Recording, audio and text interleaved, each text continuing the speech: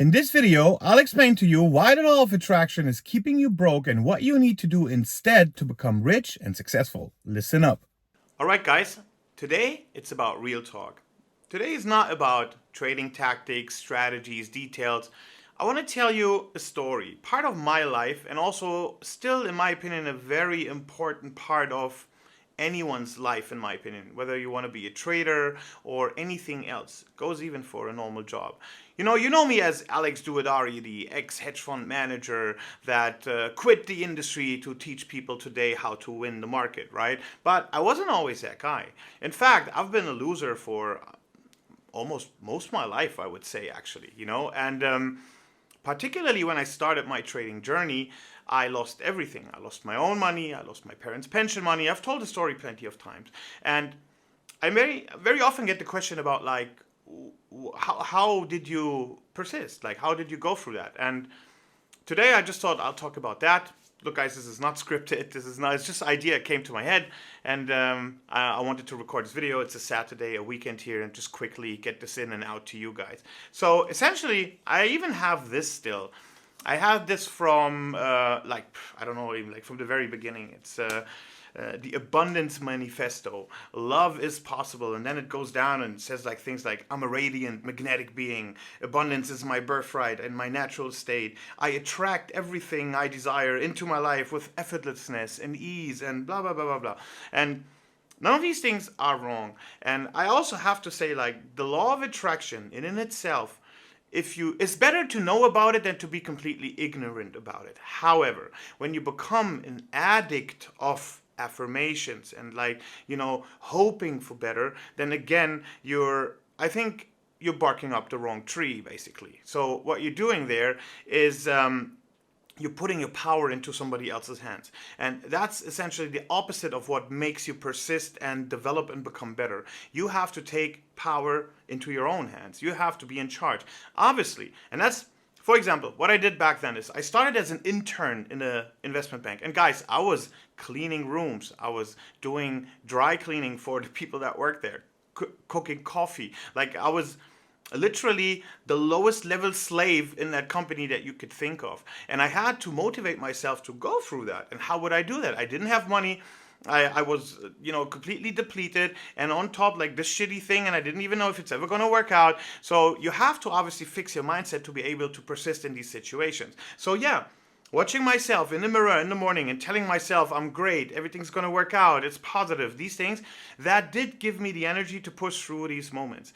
And nonetheless, going from there, you need to also then sit down and really, just like with a trading strategy, clearly map out what is it that you're going to do to achieve what you want to achieve. So the first thing that I would do is I would sit down and I would create a list. The left-hand side, the right-hand side. The left-hand side is things I will do today. And right-hand side, things I will give to the universe or to God or whoever you believe in. And I would literally sit down, usually also in the morning, like this morning routine thing was for me at the time also something that was very important. Wake up, get a little bit into a meditative mood, here, do this stuff. And I would sit down and then actually write what I would need to do today in order to get to my goal. And on the other side, all the things that were putting pressure on me, like my expectations, the fear of shame and guilt, the not having money, not being able to pay bills, the fucking bus I need to ride with all these bumps, and all these things that really offended me, that made me problems, not knowing if I'm ever going to get a chance, to find something of value in the job that I'm actually doing, and like all the things that I don't know, that I have no control over, I would put them on the right side and I would give them into God's hands, because that would give me then the affirmation and the confidence that that stuff is taken care of by something else, by something bigger than me, but this, where I need to focus my power, was on the left side of the paper. What I need to do today. And I would need to literally do that. And anything I would not do, I would have to do it the next day. I would confront myself with what I wanted to do and what I actually did. Just similar like a trading journal, right? That's why it's the same concepts, guys. Like, everything I teach in trading is not just trading related. It works in every other area of life too, because that's the fabric of reality, of the universe, of nature. Yes, you can attract things in your life. And I swear to God, like within a year's time, I at least wasn't a slave anymore. So I wasn't like where I am today, this freedom lifestyle, traveling, cars, whatever. But that just, compounded over time. And even getting here, if you think since then it was like just slowly grinding up, no, no, no, no, no. You had like good phases, you had even bad phases in between. That's, by the way, interesting because life works like a spiral. Essentially, you're down here, you have the biggest amount of resistance, you learn your lessons, you work your way up, and then you think you're up here, and then you get another lesson that really literally like pushes you down from the high level that you are. So now you need to reinvent yourself from an even higher level, which a lot of people also fail to do because now they're entitled, now they're doing well, now they're having all these bills and all this money that they're spending that they used to have that they don't have any longer. And this is how you lose everything again, even after you quote unquote made it, right? So it's really important that you develop a procedure, a method, something that works long term. That's why I push and teach these things in trading as well, because they are evergreen. This is wisdom of the ages that you really need to understand. So yeah, focus on what you need to do. Have positive expectation. Do whatever gets you in that mindful state that you believe in miracles, in God, that you're worth it. All these things, they're important. But then do the legwork. Think of the exact steps and plans and actions that you're going to do to achieve that. Look in the mirror and also reflect. Did I do it? Why did I not do it? What did I do good? What could I do better? What worked out? Why did it not work out? What can I, do it differently? Who do I need to get to know or find out who can help me with what? You know what I mean? Like really, and also don't be shy to find people and ask. That's why also the concept of mentoring, I also went through that. Definitely I went through all sorts of, even if it was going to Tony Robbins, jumping like a like a crazy man, at that time it shook all the shit out of me, which was good, but like most people, they come back from a UPW and they're very motivated for like 3 to 6 weeks, and then fucking shit happens the same again like before. So you see, that's why you got to differentiate between motivation and discipline. Motivation is very important to give you that spark of inspiration that ignites things, but it's just a spark.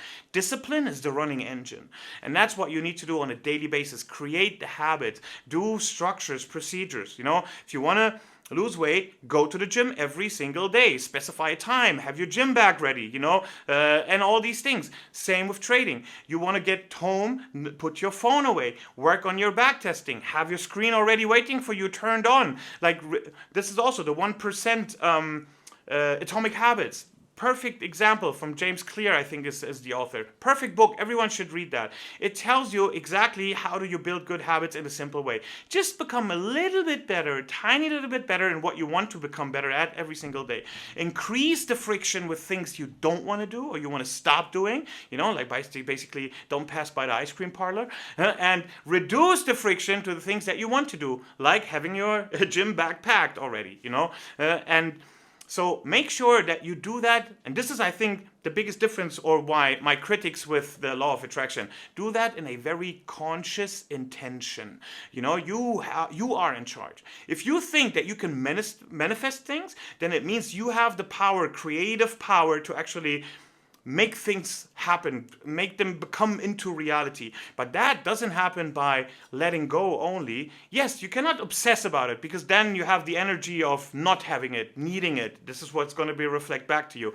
But you got to be very focused. And you have to understand that focus is the opposite of choice. That means you got to weed things out. You cannot have a million things you do at the same time. Pareto principle. Focus on the most important things and do only them with the very best intentions and mood at heart, and be patient and leave the rest to God, and inshallah, as we say in Arabic, things will work out. And that's literally how I got myself from 6-figure debt to a millionaire freedom lifestyle today. So this video today is to give you a little bit of insights and hints from my side. Again, today, I think everybody knows that. Like, why would I need to, tell that story? But it seems everything gets dumped down. I thought, like, man, when I discovered this law of attraction stuff, I said, like, wow, look, if everybody would know that, the world would be a great place. So today, fast forward, I don't know, a couple decades later, everybody knows about that, but the world is not a better place.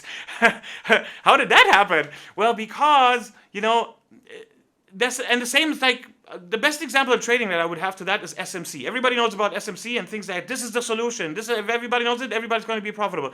This is a simplification. This is wrong. The reality is much more sophisticated and requires you to bring that degree of sophistication to your level. Have high standards. Do something out of yourself. You are worth it and you can do it, but it's upon you to make that choice and to take that action. So thank you for watching. If you like that video, like and subscribe, and I'll see you on the next video.